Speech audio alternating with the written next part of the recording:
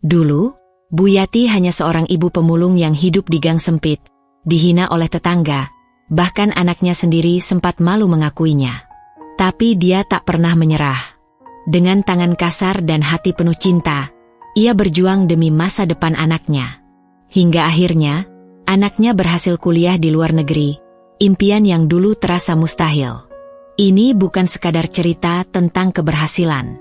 Ini adalah kisah tentang kekuatan, pengorbanan, dan harapan yang tak pernah padam. Ini adalah perjalanan Bu Yati, dari hinaan menjadi inspirasi. Hari itu, langit mendung seperti tahu isi hati Bu Yati. Hujan gerimis turun pelan-pelan, seolah enggan membasahi tanah yang sudah terlalu becek di gang sempit tempat tinggalnya. Di ujung gang itu, berdiri sebuah rumah semi permanen dari papan-papan bekas dan seng berkarat. Disitulah Bu Yati tinggal bersama anak semata wayangnya, Raffi. Pagi itu, seperti biasa, Bu Yati berjalan menyusuri jalanan gang membawa 2 karung besar di pundaknya. Satu berisi botol plastik, satu lagi penuh kaleng bekas. Bajunya basah karena gerimis, dan rambutnya lengket menempel di wajah. Tapi bukan hujan yang membuat hatinya berat, melainkan kata-kata Raffi pagi tadi. "Aku malu, Bu. Teman-temanku lihat ibu mulung. Jangan jemput aku lagi." Suara Raffi keras, tajam, seperti pisau yang mengiris hati. Bu Yati tak menjawab. Ia hanya menunduk. Perihnya bukan di punggung karena memanggul karung, tapi di hati karena ditolak oleh anak yang selama ini jadi alasan hidupnya. Usia Bu Yati baru 40, tapi wajahnya sudah tampak jauh lebih tua. Kerutan di dahinya lebih dalam dari usianya, dan matanya selalu tampak lelah. Sejak ditinggal mati suaminya saat Raffi baru kelas 1 SD, hidupnya berubah drastis. Ia tidak punya pilihan selain mengambil pekerjaan apapun yang bisa memberinya uang. Mulai dari memulung, jadi tukang cuci baju dari rumah ke rumah, sampai cuci piring di warung nasi Padang. Semua dilakukannya demi satu hal, agar Raffi tetap sekolah. Namun, lingkungan tempat mereka tinggal tidak ramah. Tetangga-tetangganya suka bergosip. Di warung, di pos ronda, bahkan saat Bu Yati melintas membawa ember cucian, ada saja yang berbisik. "Lihat tuh Bu Yati, masih muda tapi hidupnya ngenes amat. Anaknya pintar katanya, tapi ibunya tukang pungut sampah. Malu kali tuh anak." Bu Yati pura-pura tidak dengar. Ia sudah ahli berpura-pura. Pura-pura tak dengar, pura-pura tak sakit hati, pura-pura baik-baik saja. Suatu malam, hujan deras mengguyur tanpa ampun. Atap seng rumah Bu Yati bocor di beberapa titik. Ia harus meletakkan ember dan baskom di berbagai sudut rumah untuk menampung air. Raffi duduk di sudut kamar, matanya menatap layar ponsel, sementara Bu Yati menggulung celana dan membersihkan lantai dari air hujan. "Raffi, kamu udah makan?" "Nggak usah cerewet, Bu. Aku puasa aplikasi, bukan puasa makan." Jawaban itu membuat Bu Yati diam. Ia tahu Raffi sedang kesal. Tapi kesal pada siapa? Pada dunia? Pada keadaan? Atau padanya, ibunya sendiri? Beberapa hari kemudian, sebuah kejadian membuat hari-hari Bu Yati terasa semakin kelam. Saat ia sedang memungut kardus di dekat pasar, seorang ibu-ibu berteriak sambil menunjuk-nunjuk. "Jangan dekat-dekat, bau. Nanti anak saya kena penyakit." Orang-orang menoleh. Beberapa menutup hidung. Bu Yati berdiri mematung, lalu mundur perlahan, menyeret karungnya. Ia menahan air mata. Bukan karena malu, tapi karena anak kecil di dekat ibu itu berkata, "Bu, itu kan ibunya Raffi." Sejak saat itu, Raffi makin sering menghindar. Pulang sekolah cepat-cepat masuk kamar. Kalau ditanya, jawabnya pendek. Tidak lagi mau dijemput. Tidak lagi mau makan bersama. Kadang, Bu Yati merasa seperti penghuni rumah kontrakan. Bukan pemilik, bukan ibu, hanya penumpang sementara. Malam-malam, saat semua orang tidur, Bu Yati duduk sendiri di pojok dapur. Ia membuka kaleng biskuit tua, tempat ia menyimpan uang receh hasil kerja kerasnya. Jumlahnya belum banyak, tapi setiap koin punya cerita. Satu dari hasil memungut botol bekas saat hujan, satu lagi dari mencuci baju yang bau amis ikan. Ia tak tahu sampai kapan harus hidup seperti ini, tapi satu hal yang ia tahu pasti, ia harus bertahan. Malam itu, ia menangis. Bukan karena lapar, bukan karena lelah, tapi karena untuk pertama kalinya, ia merasa sendirian. Tak ada lagi suami, tak ada lagi teman. Anak sendiri pun seperti orang asing. Itu adalah malam di mana ia merasa benar-benar berada di titik terendah. Tapi di sela tangisnya, ia berbisik pelan pada dirinya sendiri. Ya Allah, jangan biarkan aku menyerah. Aku hanya ingin anakku punya masa depan. Tak ada yang menjawab. Tak ada petir yang menyambar. Tak ada pelangi di langit. Tapi di dada Bu Yati, perlahan tumbuh satu hal yang belum mati. Harapan kecil. Titik terendah itu bukan akhir. Ia tahu. Tapi ia belum tahu harus mulai dari mana. Yang ia tahu, besok pagi, ia harus kembali berjalan. Membawa karungnya, dan mungkin juga luka di hatinya. Pagi itu, matahari nyaris tak terlihat. Awan tebal menggantung seperti masalah yang tak kunjung reda dalam hidup Bu Yati. Ia baru saja menyelesaikan cuci piring di warung makan milik Bu Lais, pekerjaan tambahannya yang dimulai sejak subuh. Setelah selesai, ia buru-buru pulang karena harus mengantar cucian bersih ke rumah pelanggan. Dengan ember besar berisi baju bersih di kepala, dan 2 kantong kresek deterjen di tangan, Bu Yati menyusuri gang sempit dengan langkah cepat. Tak ada senyum di wajahnya. Hanya kelelahan yang makin menumpuk. Badannya belum sempat istirahat sejak kemarin, dan malam tadi ia hanya tidur 2 jam. Tiba di rumah, Raffi sudah bersiap hendak berangkat sekolah. Tapi wajahnya tetap dingin. Ia tidak menatap Bu Yati, hanya mengambil tas dan berjalan keluar tanpa pamit. Bu Yati mengejar pelan. "Raffi, bekalmu ini? Ibu bikinin telur dadar tadi." Raffi menoleh sekilas, lalu berkata pelan, "Aku nggak butuh, Bu. Teman-temanku bawa bekal yang layak, bukan nasi dingin dari tangan tukang cuci." Kalimat itu membuat Bu Yati terdiam. Ia hanya menatap punggung anaknya yang menjauh. Hatinya kembali remuk. Ia tahu anaknya lapar, tapi gengsi dan rasa malunya lebih besar dari perutnya sendiri. Tetangga yang melihat kejadian itu hanya nyengir, lalu masuk ke rumah sambil bergumam, "Anaknya saja muak, apalagi orang lain." Hari itu, Bu Yati tidak makan siang. Uang yang ia dapat dari Bu Lais pagi tadi hanya cukup untuk membeli beras dan minyak. Itu pun harus disisihkan untuk bayar listrik yang hampir diputus. Sore harinya, saat ia memulung di pasar, seorang petugas keamanan mengusirnya. "Ibu jangan buang sampah di sini. Ini tempat umum." "Saya nggak buang, Pak. Saya cuma ambil kardus bekas. Pokoknya jangan bikin kotor, ya." Bu Yati terdiam. Orang-orang menatapnya seolah ia hama. Bahkan saat ia tak mengganggu siapapun, tetap saja dianggap masalah. Ia berdiri mematung, lalu memungut kardus bekas diam-diam, sembari menghindari sorotan mata. Pulang ke rumah, ia mendapati Raffi sudah tidur. Tapi meja kosong, tak ada sisa makanan. Bu Yati membuka tempat nasi, tinggal sedikit. Telur dadar yang ia buat pagi tadi tak disentuh. Ia makan perlahan, meski sudah dingin dan keras. Malam semakin larut. Listrik rumah mereka padam. Token listrik habis. Bu Yati menyalakan lilin dan kembali duduk di pojok dapur. Kaleng biskuit yang berisi uang recehan ia buka. Ia hitung satu persatu. Masih terlalu sedikit. Dalam hati ia berpikir, sampai kapan aku bisa bertahan begini?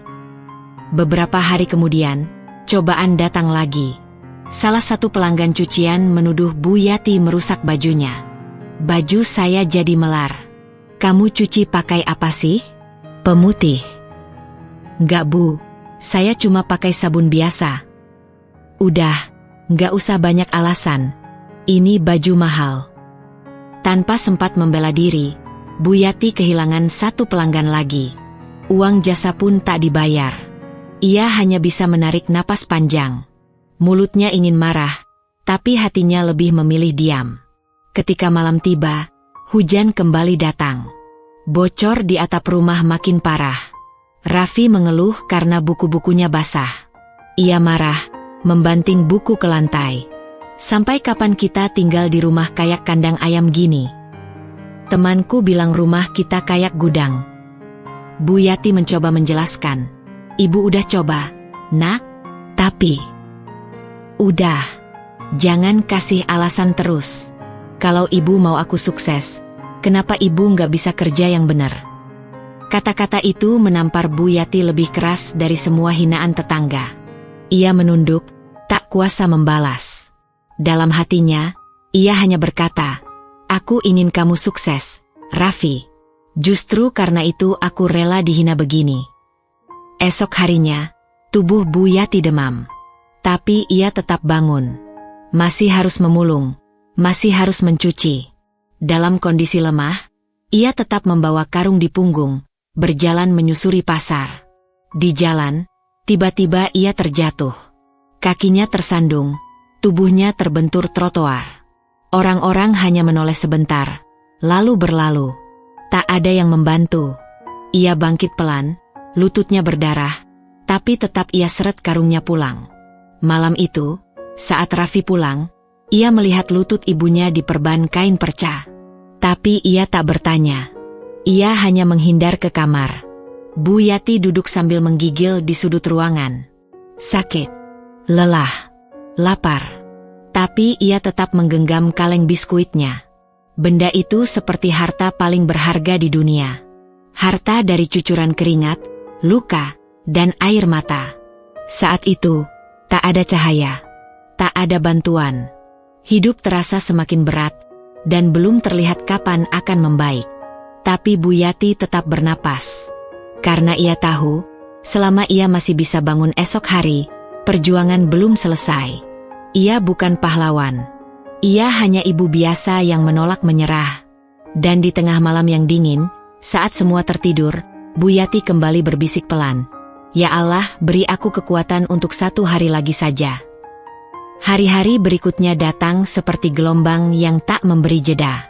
Setiap pagi, Bu Yati terbangun dengan tubuh yang lebih lelah daripada saat ia tidur. Sakit di persendiannya makin menjadi. Kakinya masih bengkak akibat terjatuh, tapi ia tetap memaksakan diri berjalan, karena hidup tidak menunggu orang sembuh. Pekerjaan makin sulit dicari. Beberapa pelanggan mencuci mulai berpindah ke laundry kiloan yang lebih praktis. Warung tempatnya mencuci piring pun sedang sepi. Pemiliknya hanya memanggil kalau ramai. Pendapatan Bu Yati menurun drastis. Kadang, sehari hanya dapat Rp10.000. Suatu sore, ia duduk di depan rumah. Wajahnya pucat, matanya sayu. Tangan kanannya gemetar karena kelelahan. Tetangga lewat tanpa menyapa. Beberapa anak kecil menunjuk-nunjuk ke arahnya sambil tertawa. Itu si ibu pemulung. Rumahnya bocor, bajunya bau. Raffi, yang baru pulang sekolah, mendengarnya. Tapi ia tak membela. Ia justru menoleh tajam ke arah Bu Yati, lalu masuk rumah tanpa sepatah kata. Malam itu, Bu Yati merasa seperti bayangan di rumah sendiri. Tak ada suara, tak ada kehangatan. Raffi makan di kamar. Pintu tertutup rapat. Bu Yati duduk di dapur, menatap dinding yang mulai berjamur. Perasaan gagal menyelimuti hatinya. Ia merasa tak berguna.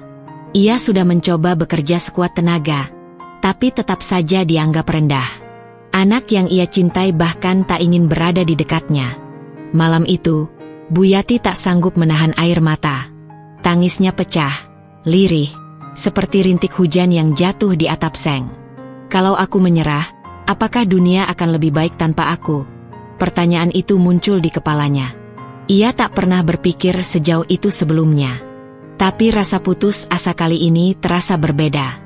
Seperti luka yang sudah tak bisa dijahit lagi. Dunia rasanya terlalu gelap.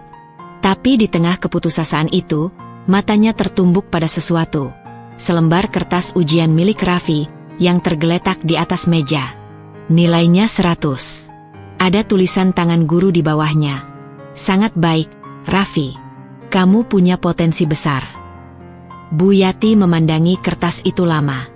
Matanya berkaca-kaca. Ada rasa bangga, ada juga rasa pedih. Ia sadar, Raffi memang berbakat, dan ia ingin anak itu punya masa depan. Tapi, bagaimana kalau ia tidak sanggup lagi berdiri esok hari? Beberapa hari kemudian, Bu Yati jatuh sakit. Badannya panas tinggi. Ia menggigil sepanjang malam. Tapi tak berani ke puskesmas karena tak punya uang. Raffi hanya melihat dari kejauhan, bingung harus berbuat apa. Ia masih marah pada ibunya, tapi juga cemas. "Kamu kenapa sih, Bu? Kok diam saja? Mau minum obat enggak?" Akhirnya Raffi bertanya. Bu Yati membuka mata pelan. "Enggak apa-apa, Nak. Ibu cuma kecapean." "Ya udah tidur sana," jawab Raffi singkat, lalu masuk kamar. Tapi malam itu, ia terjaga lebih lama dari biasanya. Esoknya, Bu Yati memaksakan diri bekerja. Ia tahu, kalau ia terus di rumah, tak ada uang masuk. Tapi tubuhnya masih lemah. Saat berjalan membawa karung di pasar, pandangannya buram. Keringat dingin mengucur. Saat memungut botol di tepi selokan, ia pingsan. Untung ada pedagang sayur yang mengenalinya, membawanya ke rumah. Raffi diberitahu. Ia pulang tergopoh-gopoh dan menemukan ibunya terbaring lemah di tikar. Napasnya berat. Untuk pertama kalinya setelah sekian lama, Raffi menggenggam tangan ibunya. Ia tak tahan melihat wajah itu. Wajah yang dulu hanya ia ingat sebagai bau deterjen dan lelah, kini tampak rapuh, hampir tak bernyawa. "Ibu, jangan gitu dong," bisiknya lirih. Bu Yati membuka mata. Senyum tipis muncul. "Maaf ya, Raffi. Ibu belum bisa ngasih hidup yang layak buat kamu." Raffi menunduk. Tangannya mengepal. Hatinya campur aduk. Ada rasa bersalah, ada sesal, ada luka yang selama ini ia sembunyikan sendiri. Beberapa hari setelah kejadian itu, Bu Yati hanya di rumah. Ia belum kuat bekerja. Raffi mulai berubah. Ia tak lagi marah-marah. Ia mulai membuatkan teh, menyiapkan bubur instan, bahkan mencuci piring. Bu Yati melihat perubahan kecil itu. Ia tidak banyak bicara, hanya mengusap kepala anaknya dengan tangan yang masih lemah. Meski tubuhnya belum pulih, dan keuangan mereka masih di jurang, setidaknya hati Bu Yati mulai merasa ada harapan. Tapi malam-malam tetap panjang. Dan saat semua diam, pikiran gelap itu kadang masih datang. Apakah ia cukup kuat untuk terus hidup?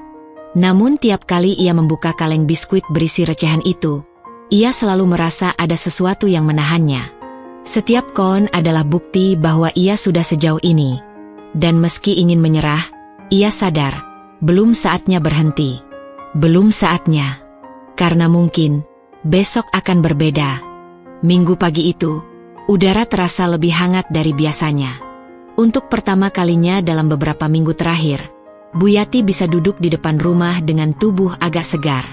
Meski masih sering batuk dan kakinya belum sembuh betul, ia sudah bisa berdiri lebih lama, berjalan pelan-pelan, dan menyapu halaman kecil di depan rumah. Raffi duduk tak jauh darinya, membaca buku pelajaran di bangku plastik yang sudah retak-retak. Ia tak banyak bicara, tapi juga tak lagi menjauh seperti sebelumnya. Hubungan mereka belum pulih sepenuhnya, tapi kehadiran Raffi pagi itu seperti sinyal kecil. Ada jembatan yang mulai dibangun kembali. "Vi, kamu ada tugas sekolah?" tanya Bu Yati pelan. Raffi mengangguk. "Banyak, tapi minggu depan mulai ujian tengah semester." Bu Yati diam sejenak, lalu tersenyum. "Kamu pintar. Ibu yakin kamu bisa." Raffi hanya mengangguk lagi. Tapi kali ini ia menatap ibunya. Tatapan yang tak lagi penuh marah. Ada respek kecil yang mulai tumbuh, meski belum utuh. Beberapa hari kemudian, datang undangan dari sekolah, pertemuan wali murid untuk membahas program beasiswa dari Yayasan Pendidikan. Bu Yati sempat ragu untuk datang. Ia takut malu. Tak punya pakaian rapi. Tak kenal siapa-siapa. Tapi demi Raffi, ia beranikan diri. Dengan baju terbaik yang ia punya, sebuah kebaya lusuh pemberian tetangga yang dulu dipakai saat lamaran, Bu Yati melangkah ke sekolah. Banyak ibu lain berdandan rapi, wangi, dan duduk berkelompok. Bu Yati duduk sendiri di sudut ruangan. Tapi ia mendengar dengan saksama. Seorang perwakilan yayasan menjelaskan soal beasiswa ke luar negeri untuk siswa berprestasi, terutama yang berasal dari keluarga kurang mampu. Mata Bu Yati membulat. Ia tak paham semua istilah yang diucapkan, tapi satu hal ia mengerti. Ini bisa jadi jalan untuk Raffi keluar dari lingkaran hidup yang penuh batas. Di rumah, ia langsung menceritakan pada Raffi, dengan mata yang berbinar-binar. "Raffi, katanya kalau nilai kamu bagus, kamu bisa dapat beasiswa belajar ke luar negeri. Bayarannya semua ditanggung." Raffi menatap ibunya dengan bingung. "Bu, itu susah. Pasti yang daftar banyak. Aku nggak sepintar itu." "Kamu pintar, nak. Ibu tahu. Kamu selalu ranking. Nilai-nilaimu bagus. Jangan takut mencoba." Raffi tak langsung menjawab. Tapi malam itu, Bu Yati melihat anaknya belajar lebih giat dari biasanya. Lampu kamar tetap menyala sampai lewat tengah malam. Hari-hari berikutnya, semangat Bu Yati perlahan bangkit. Meski fisiknya belum sepenuhnya pulih, ia mulai menerima cucian dari tetangga terdekat. Ia juga kembali memulung, tapi tidak sejauh dulu. Hanya di sekitar pasar kecil dekat rumah. Ia mulai menabung lagi di kaleng biskuitnya. Satu hari, datang seorang pemuda baru di kampung. Namanya Arfan, mahasiswa yang sedang KKN dari universitas ternama. Ia mengajar anak-anak kampung belajar matematika dan bahasa Inggris secara sukarela. Raffi sempat ikut iseng datang, lalu terus rutin hadir. Arfan cepat menyadari kalau Raffi lebih cerdas dari anak-anak lain. Ia mulai memberi Raffi tambahan materi dan bahkan meminjamkan buku-buku referensi. Saat tahu latar belakang keluarga Raffi, ia terdiam sejenak. "Kamu mau kuliah ke luar negeri, Raff? Aku kenal beberapa orang yang dulu seperti kamu. Bisa kok, asal kamu mau belajar keras." Kalimat itu menancap dalam-dalam di kepala Raffi. Untuk pertama kalinya, ada orang lain selain ibunya yang bilang ia bisa. Bu Yati pun berkenalan dengan Arfan. Ia tak segan menyuguhkan teh manis dan singkong rebus setiap kali Arfan datang ke rumah.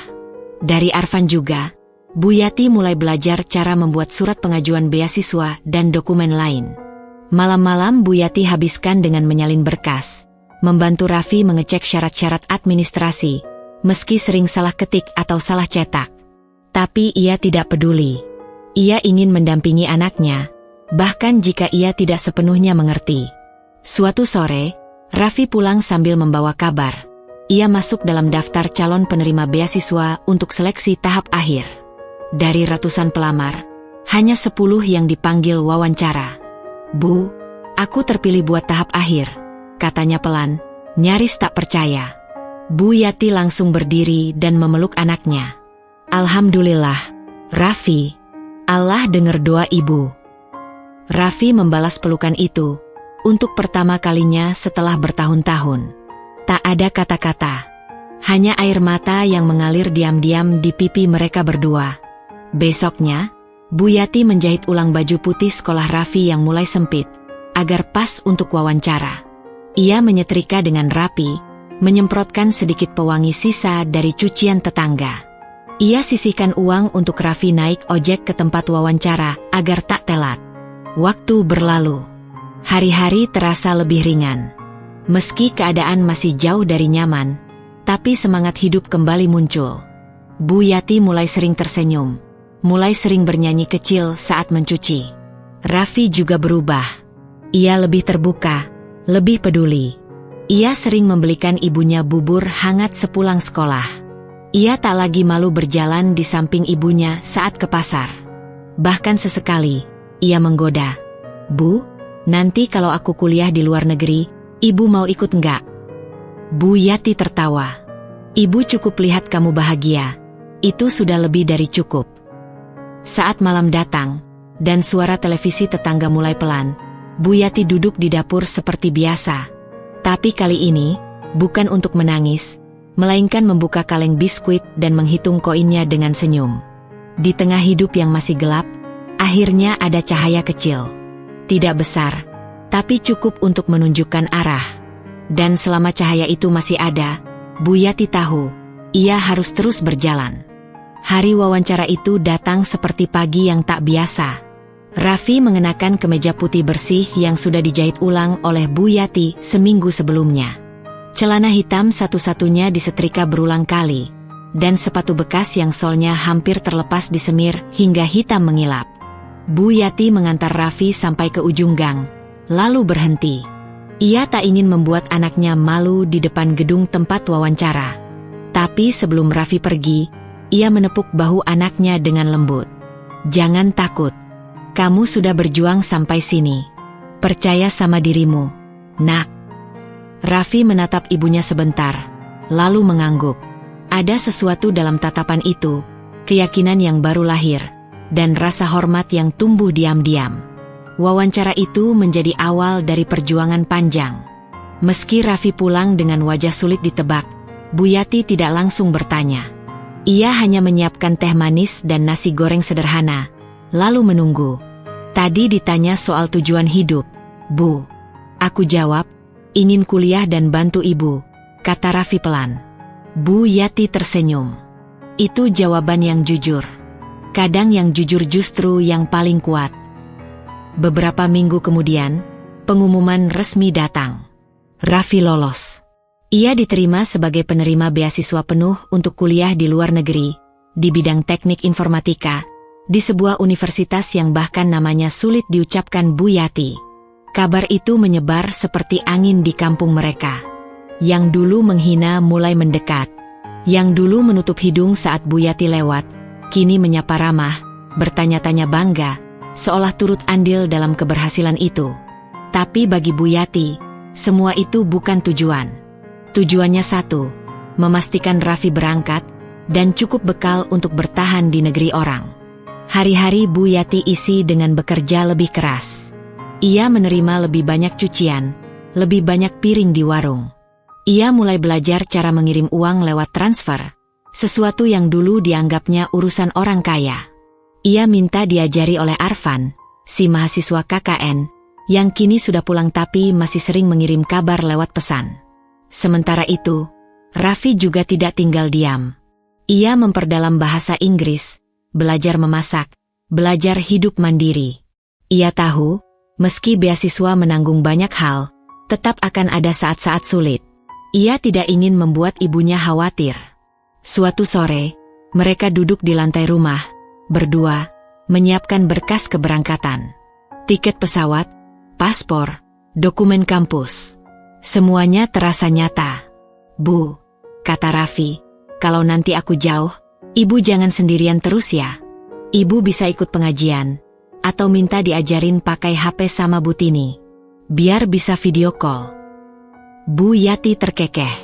"Ibu belajar kok. Tadi udah bisa balas chat, walau salah kirim ke grup arisan." Mereka tertawa. Untuk pertama kalinya, tawa itu tulus, hangat, dan tak lagi diselimuti kecanggungan masa lalu. Beberapa minggu sebelum keberangkatan, tetangga-tetangga datang ke rumah Bu Yati. Ada yang membawa kue, ada yang membawa selimut, ada yang sekadar ingin bilang, "Selamat ya, Bu Yati. Hebat kamu." Bu Yati menerima semuanya dengan senyum. Tapi ia tetap sederhana. Tak banyak bicara, tak banyak pamer. Dalam hatinya, ia tahu, semua ini bukan soal pengakuan. Ini soal cinta, tentang perjuangan seorang ibu untuk anaknya. Satu malam sebelum keberangkatan, Raffi duduk di dekat ibunya yang sedang melipat baju. "Bu, nanti di sana aku akan rajin kirim kabar. Aku nggak akan sia-siakan semua ini. Aku janji." Bu Yati menatap anaknya. "Ibu percaya sama kamu. Tapi jangan terlalu keras sama diri sendiri. Kalau capek, istirahat. Kalau sedih, cerita. Hidup bukan cuma soal sukses, tapi juga soal tetap jadi orang baik." Raffi mengangguk. Ia tahu, kalimat ibunya sederhana, tapi maknanya dalam. Itu adalah bekal yang tidak bisa diberikan oleh kampus manapun. Pagi keberangkatan tiba. Bandara penuh orang. Tapi di antara keramaian itu, Bu Yati dan Raffi berjalan pelan, bergandengan tangan. Ia tidak memeluk anaknya lama-lama. Ia tidak menangis histeris. Ia hanya mencium tangan anaknya, lalu berkata, "Pergilah, nak. Terbanglah setinggi mungkin. Tapi ingat jalan pulang." Raffi mencium tangan ibunya dalam-dalam. "Aku akan kembali, Bu," dengan membawa kebanggaan untuk ibu. Saat pesawat lepas landas, Bu Yati berdiri di balik kaca bandara, melihat ke langit. Ia tak tahu arah pasti pesawat itu, tak tahu cuaca di negeri tujuan. Tapi ia tahu satu hal, anaknya sudah memulai perjuangan yang sesungguhnya. Dan ia sendiri masih punya perjuangan lain, menjaga semangat, menjaga rumah, menjaga harapan. Karena menjadi ibu tak berhenti saat anak berhasil. Justru di sanalah cinta seorang ibu diuji. Hari itu, Bu Yati pulang dengan langkah ringan. Bukan karena beban sudah lepas, tapi karena harapan kini benar-benar punya bentuk, sayap yang siap terbang tinggi. Ia tahu, masih banyak tantangan di depan. Tapi ia juga tahu, ia tidak sendiri lagi. Perjuangan mereka belum selesai. Tapi mereka sudah menang melawan yang paling sulit. Rasa takut, rasa malu, dan rasa putus asa. Kini, jalan ke depan sudah terbuka.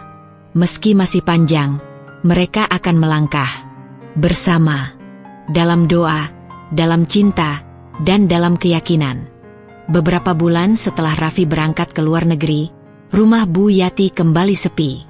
Malam-malam terasa panjang, dan suara hujan yang menetes di atap seng kembali jadi satu-satunya teman. Meski video call rutin dilakukan setiap akhir pekan, tetap saja rasa rindu tak bisa disembunyikan.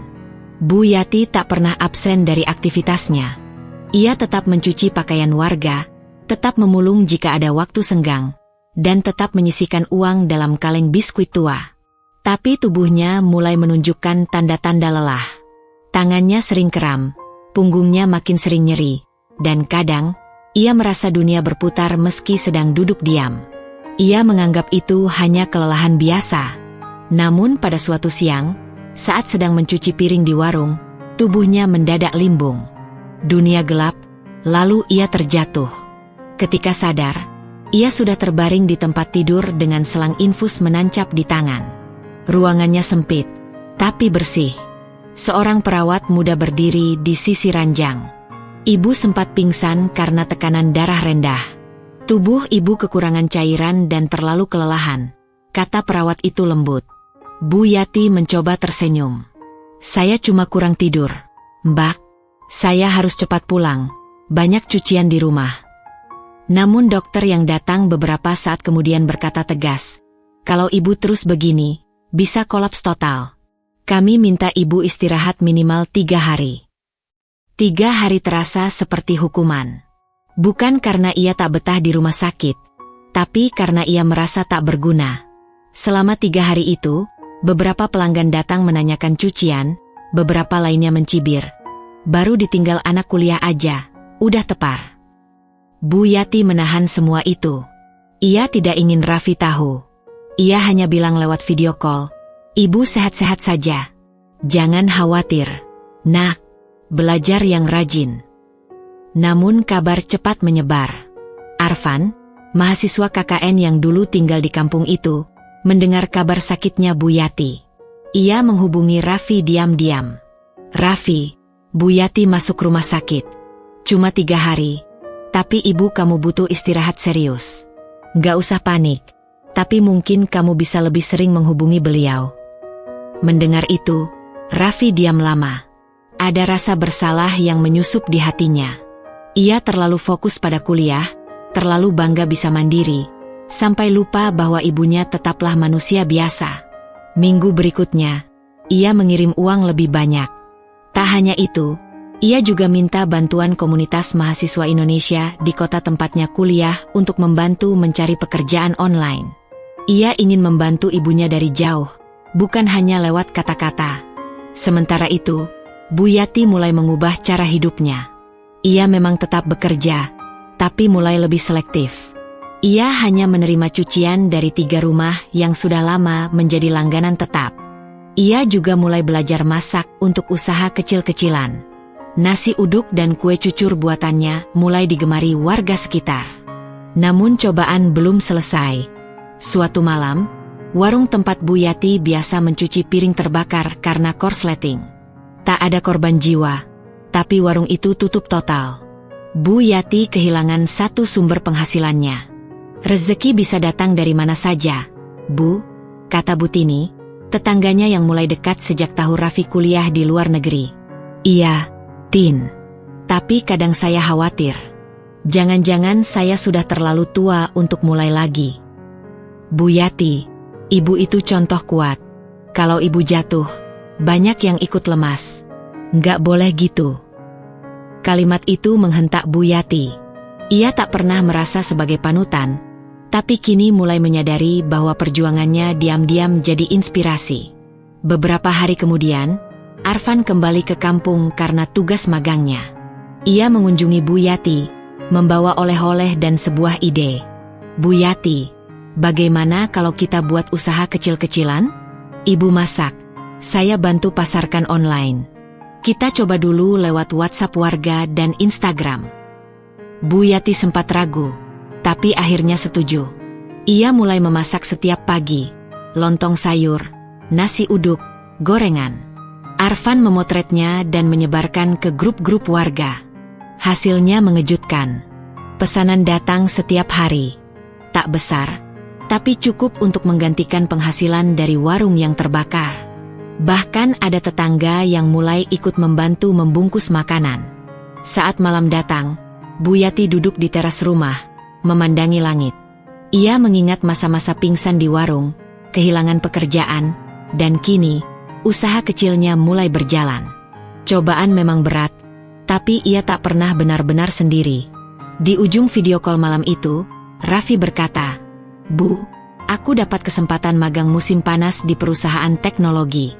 Kalau aku lolos, ini bisa jadi jalan buat kerja tetap setelah lulus." Bu Yati menatap layar ponsel, matanya berkaca-kaca. "Lakukan yang terbaik, Nak. Ibu di sini baik-baik saja. Kita sudah pernah jatuh, dan selalu bisa bangkit." Cobaan terbesar bukan sekadar kehilangan penghasilan atau sakit fisik. Cobaan terbesar adalah saat hati mulai ragu, saat semangat mulai goyah. Tapi Bu Yati telah membuktikan, selama masih ada harapan, tak ada yang benar-benar berakhir. Malam itu, ia menuliskan sesuatu di kertas kecil, lalu ditempelkan di dinding dekat kaleng biskuit tuanya. Berjuang bukan karena kuat, tapi karena tak ingin menyerah. Dan ia tahu, besok pagi, matahari akan terbit lagi, bersama harapan baru. Pagi itu berbeda. Bukan karena langit lebih cerah, tapi karena semangat Bu Yati sudah mulai pulih. Setelah melewati masa-masa sulit, ia seperti menemukan dirinya kembali. Ia bukan hanya seorang pemulung atau tukang cuci, tapi seorang ibu yang sedang membangun kembali hidup dari puing-puing perjuangan. Usaha nasi uduknya yang kecil mulai dikenal. Berkat bantuan Arfan dan promosi lewat media sosial, kini hampir setiap pagi gang sempit tempat tinggal Bu Yati dipenuhi warga yang datang memesan sarapan. Kadang, mereka hanya membeli satu bungkus. Kadang lebih. Tapi senyum mereka, dan kalimat sederhana seperti, "Enak, Bu," atau "Besok bikin lagi, ya," adalah vitamin bagi semangat Bu Yati. Ia tak lagi bekerja sendirian. Bu Tini dan dua ibu rumah tangga lain ikut membantunya membungkus, memasak, bahkan mengantarkan pesanan ke rumah-rumah sekitar. Usaha itu tumbuh perlahan, dan yang paling mengejutkan, orang-orang yang dulu menghina kini ikut mendukung. "Bu Yati, nanti saya pesen buat arisan RT, ya. Masakan ibu cocok di lidah kami," kata Bu RW, istri ketua RT yang dulu paling rajin bergosip. Bu Yati hanya tersenyum. Ia tidak menyimpan dendam. Hatinya sudah cukup lelah untuk membenci. Yang ia inginkan sekarang hanya hidup yang tenang, dan anak yang bahagia. Raffi semakin dewasa. Setiap video call, ia kini lebih banyak bertanya tentang kondisi ibunya. Ia juga kerap mengirimkan foto-foto tugas kuliahnya, menceritakan pengalaman mengikuti seminar, hingga mengabarkan bahwa ia berhasil lolos program magang di sebuah perusahaan teknologi ternama. Bu, kalau semua lancar, setelah lulus aku bisa langsung kerja di sini. Gajinya cukup buat bantu ibu pulang kampung, atau bangun rumah yang lebih layak. Bu Yati mengusap air mata sambil tersenyum. Ibu nggak minta apa-apa, nak. Cukup kamu sehat dan jadi orang baik. Itu sudah cukup. Namun bukan berarti semuanya berjalan mulus. Usaha kecil Bu Yati juga mengalami pasang surut. Pernah suatu hari, pesanan sepi karena hujan lebat sejak subuh. Pernah juga ada pelanggan yang komplain soal sambal yang terlalu pedas. Tapi Bu Yati belajar. Ia tak segan bertanya pada ibu-ibu lain, bahkan sempat mendaftar pelatihan kewirausahaan dari kelurahan. Arfan membantunya mendaftar. Di sana, ia belajar tentang pembukuan sederhana, cara menghitung untung rugi, hingga teknik pengemasan makanan. Setiap malam, ia mencatat pengeluaran dan pemasukan di buku tulis bekas milik Raffi saat SMP. Ia mencatat dengan rapi, meski tulisannya kadang bergoyang karena tangan pegal. Saya tidak sekolah tinggi, tapi saya bisa belajar. Untuk Raffi, saya mau belajar apa saja, katanya pada Arfan. Sementara itu, kaleng biskuit tua tempat menyimpan uang kembali terisi. Isinya kini bukan hanya recehan, tapi juga beberapa lembar uang 50 ribuan. Bu Yati tersenyum setiap kali menambahkan uang ke dalam kaleng itu. Ini bukan cuma uang, gumamnya. Ini harga dari setiap peluh, setiap sabar, dan setiap doa. Suatu hari, saat Bu Yati sedang membungkus lontong sayur, seorang ibu muda datang menghampiri. Ia membawa 2 anak kecil, dan wajahnya tampak canggung. Bu Yati, saya dulu sempat, ngomong gak enak soal ibu. Saya minta maaf, tapi sekarang saya lihat sendiri, ibu luar biasa. Saya bisa bantu ibu jualan online, kalau ibu mau. Bu Yati menatapnya lembut. Terima kasih, Bu. Saya percaya setiap orang bisa berubah. Kalau memang ada niat baik, saya terima dengan senang hati. Kerja sama itu dimulai. Ibu muda itu membantu memasarkan produk makanan Bu Yati lewat akun media sosial, lengkap dengan foto-foto yang menarik.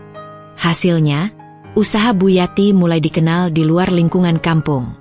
Bahkan suatu hari, ada pesanan dari kantor kelurahan untuk acara kecil mereka.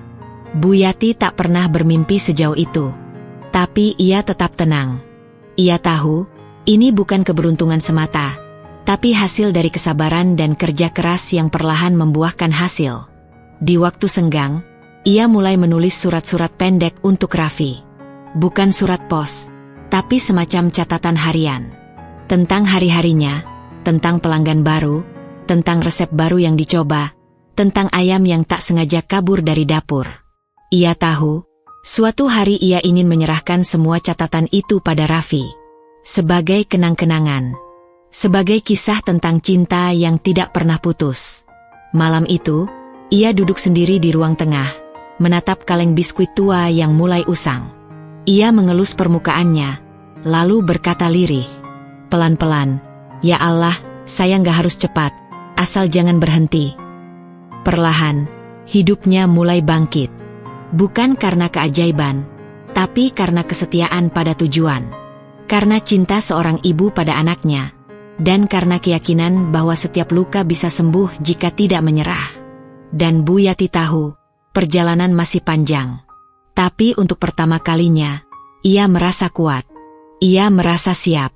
Karena ia tahu, pelan-pelan pun bisa sampai, asal terus melangkah. Hari itu, suasana di gang kecil tempat tinggal Bu Yati mendadak berbeda. Pagi yang biasanya hanya dipenuhi suara wajan, panci, dan anak-anak berangkat sekolah, kini ramai oleh bisik-bisik kagum dan sorot mata penasaran. Di ujung gang, berdiri spanduk kecil bertuliskan, Penghargaan Perempuan Inspiratif Kelurahan tahun ini. Dan di bawahnya, tertera nama yang membuat banyak orang terdiam, Yati binti Karim. Bu Yati tidak tahu menahu soal itu.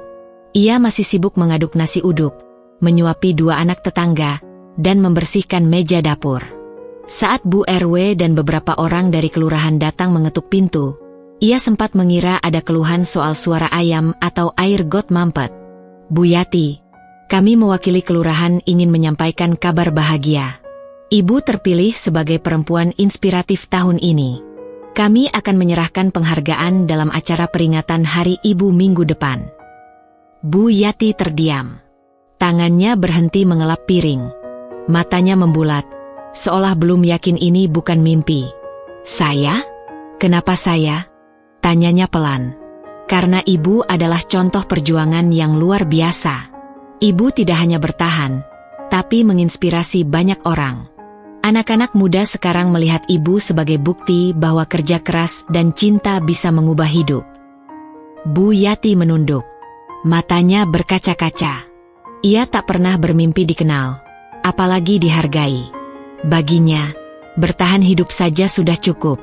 Kabar itu menyebar cepat. Warga sekitar yang dulu pernah mencibir, kini datang menyampaikan selamat. Bahkan anak-anak kecil mulai memanggilnya dengan bangga, "Bu Yati, ibu inspirasi kami." Arfan membuat video singkat tentang perjalanan hidup Bu Yati dan membagikannya di media sosial. Video itu viral. Komentar-komentar penuh empati dan pujian membanjiri kolom komentar. "Saya menangis melihat perjuangan ibu ini. Semoga Allah membalas semua kebaikannya. Saya juga anak pemulung. Cerita ini bikin saya ingin semangat kuliah lagi." Tak lama, sebuah surat datang dari salah satu universitas swasta ternama.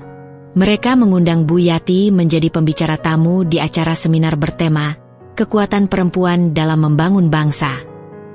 Bu Yati sempat menolak karena merasa tidak pantas. Tapi Raffi, melalui telepon, meyakinkannya, "Bu, ini kesempatan. Jangan takut.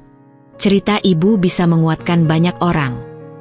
Dengan baju terbaik, blus putih sederhana dan kerudung biru muda, Bu Yati hadir di acara itu. Ia duduk di panggung bersama dosen dan aktivis. Suaranya gemetar saat mulai bicara, tapi perlahan, kata-katanya mengalir jujur dan apa adanya. "Saya bukan orang hebat. Saya cuma ibu yang tidak ingin anak saya putus sekolah. Saya kerjakan apapun yang bisa saya kerjakan. Pernah dihina, dijauhi, bahkan dianggap aib oleh anak saya sendiri. Tapi saya percaya, tidak ada usaha yang sia-sia kalau dilakukan dengan ikhlas." Ruangan itu hening. Banyak yang menunduk. Beberapa mata berkaca-kaca. Tepuk tangan panjang mengiringi akhir pidato Bu Yati. Usai acara, beberapa mahasiswa dan dosen menghampirinya, berterima kasih dan mengungkapkan rasa kagum. Salah satu dosen berkata, "Bu Yati, kisah ibu lebih kuat dari buku teori manapun. Ibu menyentuh hati kami." Sejak itu, banyak pihak yang mulai memperhatikan usaha kecil Bu Yati. Ada bantuan modal dari koperasi kelurahan. Ada pelatihan lanjutan dari Dinas UMKM. Bahkan, seorang pengusaha catering menawarkan kerjasama. Bu Yati tak pernah meminta semua itu. Tapi ia menyambutnya dengan rendah hati. Bagi Bu Yati, ini bukan akhir perjuangan. Ini adalah tanggung jawab. "Kalau saya dapat kesempatan, saya harus pakai untuk bantu yang lain juga," katanya pada Arfan. Maka dimulailah langkah-langkah baru. Bu Yati mengajak ibu-ibu lain yang pengangguran untuk ikut serta. Ia membagi pekerjaan, melatih mereka membuat bumbu, mengatur jadwal masak dan antar pesanan. Ia juga mulai membagikan pengalamannya dalam bentuk pelatihan kecil di balai warga. Ia bukan lagi hanya Ibu Raffi. Ia kini menjadi panutan bagi banyak ibu di lingkungan itu. Raffi, dari jauh, menulis sebuah artikel pendek tentang ibunya. Ia kirimkan ke media kampusnya dan dimuat dengan judul, "Ibuku, Guru Kehidupan yang Tak Pernah Lulus Sekolah." Artikel itu mengundang simpati banyak pembaca. Salah satu pembacanya adalah jurnalis yang kemudian datang langsung ke rumah Bu Yati. Beberapa minggu kemudian, wajah Bu Yati muncul di salah satu segmen berita televisi nasional. Kisah ibu pemulung yang kini jadi pengusaha dan teladan lingkungan. Ketika video itu ditayangkan, tetangga-tetangganya berkumpul di rumah Bu Yati. Mereka menonton bersama-sama, sebagian berdecak kagum, sebagian malu teringat ucapan masa lalu. Ibu ini dulunya yang suka dipanggil Bu Sampah, sekarang masuk TV. Luar biasa. Bu Yati menahan tawa. Ia tidak sombong. Ia tahu betul bagaimana rasanya terpuruk. Dan ia tak akan pernah melupakan dari mana ia memulai. Malam itu, sebelum tidur, ia duduk di teras rumah. Kaleng biskuit tua masih ada di rak. Kini, tak hanya berisi uang, tapi juga catatan-catatan kecil dari Raffi, foto-foto masa kecil, dan potongan surat penghargaan. Ia mengelus permukaannya dan berbisik, "Terima kasih, ya Allah. Aku tak minta dihormati. Tapi kau beri aku kesempatan untuk menunjukkan bahwa hidup ini bukan soal gelar atau uang, tapi soal bertahan, mencinta, dan tidak menyerah." Hari-hari ke depan masih panjang. Tapi kini, Bu Yati melangkah dengan kepala tegak. Ia bukan hanya ibu yang dulu dihina. Ia adalah simbol kekuatan dan ketulusan yang memberi harapan pada banyak hati yang pernah hampir putus. Bandara Soekarno-Hatta pagi itu masih lengang. Tapi dada Bu Yati justru ramai oleh perasaan yang sulit ia jelaskan. Ia berdiri di balik pembatas besi, mengenakan gamis abu-abu dan kerudung coklat tua, menggenggam erat tas kecil berisi tisu, air minum, dan surat doa yang ia tulis sendiri semalam. Di hadapannya, Raffi berdiri tegap dengan koper besar di sampingnya. Jaket tebal dan tas ransel di punggungnya membuat anak itu tampak seperti orang penting yang siap menjelajahi dunia. "Bu, pesawatnya boarding setengah jam lagi," kata Raffi pelan. Bu Yati mengangguk, tapi bibirnya keluh. Mata tuanya tak berhenti menatap wajah anaknya. Anak yang dulu menolak dijemput, yang malu mengakui ibunya, kini berdiri di hadapannya sebagai calon mahasiswa luar negeri. Sejak video ceritanya viral dan banyak media menyorot perjuangan Bu Yati, berbagai tawaran beasiswa berdatangan. Tapi yang paling luar biasa datang dari kerja keras Raffi sendiri. Ia mengirimkan esai, mengikuti seleksi, dan akhirnya diterima di program beasiswa penuh di sebuah universitas ternama di Belanda. Biaya hidup, tiket, hingga tempat tinggal ditanggung. Saat kabar itu datang, Bu Yati hanya bisa duduk lama di depan warung nasi uduk. Waktu itu, tangannya masih basah mencuci piring. Ia tak tahu harus tertawa atau menangis. Yang pasti, ia bersujud lama malam itu, bersyukur dengan air mata yang tak bisa dibendung. "Kalau bukan karena ibu, aku nggak akan bisa sampai di titik ini," kata Raffi sambil menunduk. Bu Yati memeluk anaknya. Pelukan yang hangat, erat, dan penuh makna. Tak ada kata-kata yang bisa menggantikan momen itu. Tak hanya keberangkatan Raffi yang menghebohkan. Beberapa hari sebelumnya, kelurahan mengadakan acara pelepasan khusus untuk Raffi dan penghargaan kedua untuk Bu Yati. Kali ini, bukan hanya warga yang hadir, tapi juga pejabat kota dan perwakilan dari Kementerian Sosial. Bu Yati adalah contoh bahwa kasih sayang dan ketulusan bisa membawa perubahan. Beliau bukan hanya membesarkan anak, tapi membesarkan harapan kita semua, ujar pejabat itu dalam pidatonya. Seketika tepuk tangan membahana. Bu Yati menunduk malu, tapi matanya berbinar. Kabar tentang keberangkatan Raffi ke luar negeri pun menjadi pembicaraan hangat. Tetangga yang dulu sinis, kini dengan bangga berkata pada tamu-tamu mereka, "Itu loh, anaknya Bu Yati. Kuliah di Belanda. Pinter banget. Ibunya juga luar biasa." Raffi sendiri pun banyak diwawancarai. Ia selalu menyebut satu nama di setiap jawaban, ibunya. "Saya belajar arti hidup dari ibu saya. Dulu saya malu, tapi sekarang saya bangga. Ibu saya bukan siapa-siapa, tapi beliau pahlawan bagi saya." Saat petugas bandara mengumumkan panggilan terakhir, Bu Yati menarik napas dalam. Ia mencium kening Raffi dan menyerahkan satu amplop kecil. "Ini doa ibu. Baca nanti di pesawat, ya. Jangan lupa salat. Dan jangan lupakan siapa kamu dan dari mana kamu berasal." Raffi memeluk ibunya sekali lagi. "Doain aku, Bu. Aku akan pulang bawa gelar buat ibu." Setelah anak itu berjalan menuju gate keberangkatan, Bu Yati tetap berdiri. Ia menatap sampai bayangan Raffi menghilang. Tangisnya pecah. Tapi itu bukan tangis duka. Itu tangis bahagia. Tangis dari perempuan yang dulu dianggap hina, tapi kini menjadi ibu dari anak yang terbang menggapai masa depan. Sepulang dari bandara, banyak yang datang ke rumah Bu Yati, memberi selamat, mengajak foto. Bahkan ada yang meminta Bu Yati bicara di sekolah sebagai motivator orang tua.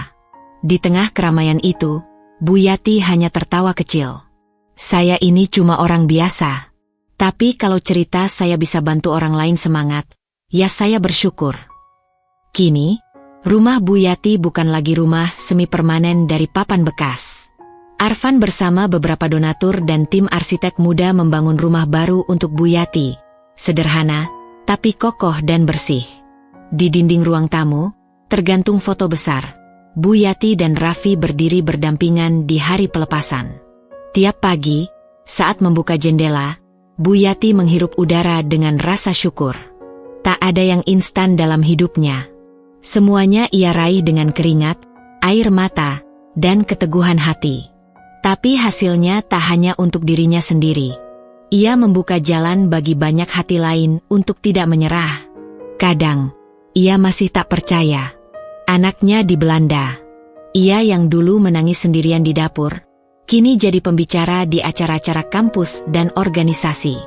Ia yang dulu dikatai bau sabun cuci, kini jadi panutan di lingkungan. Sukses itu dulu mustahil, tapi kini nyata. Bukan karena ia punya segalanya, tapi karena ia tidak pernah berhenti percaya. Dan percaya itulah yang membuat Bu Yati menunggu hari demi hari dengan senyum.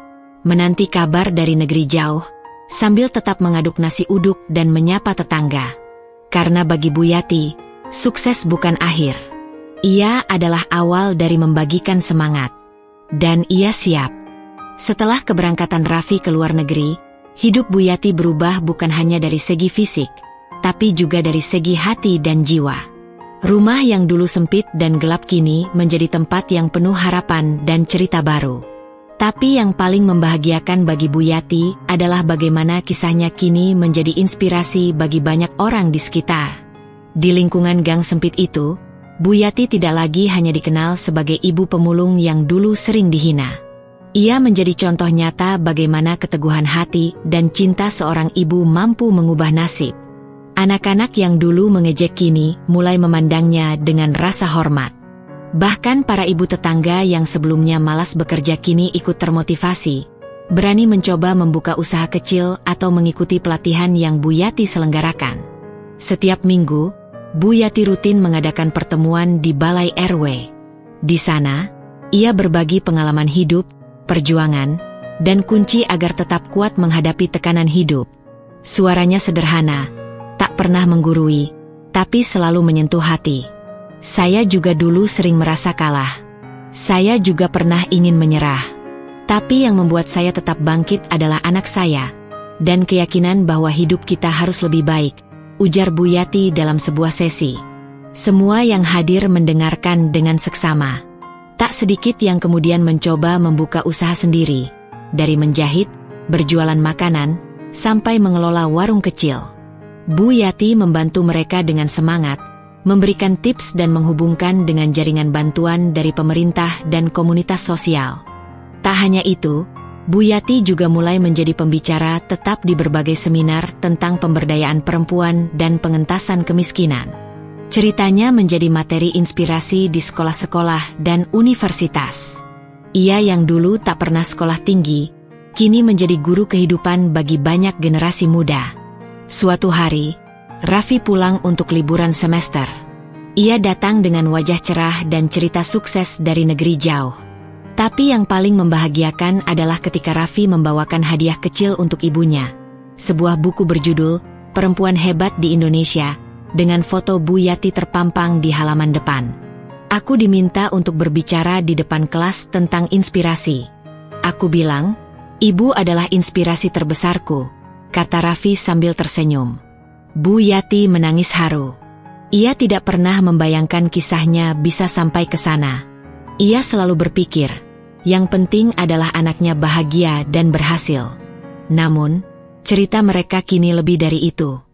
Kisah Bu Yati dan Raffi menjadi bukti bahwa stigma dan hinaan dari lingkungan bisa diubah dengan kerja keras dan ketulusan hati.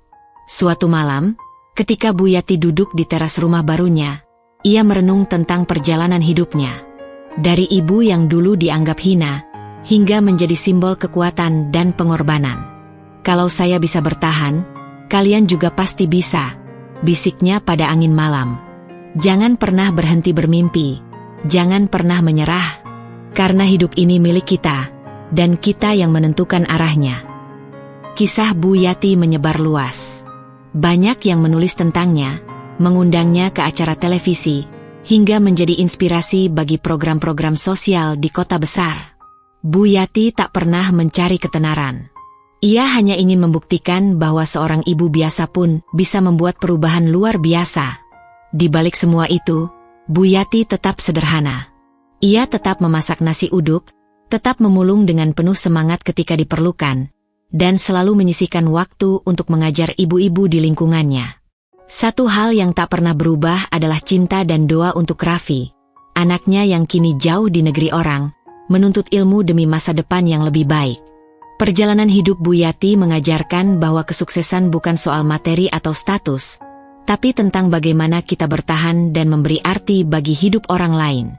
Dan pada akhirnya, Bu Yati membuktikan satu hal. Dari titik terendah sekalipun, kita bisa terbang setinggi langit, asal tidak pernah lelah berjuang.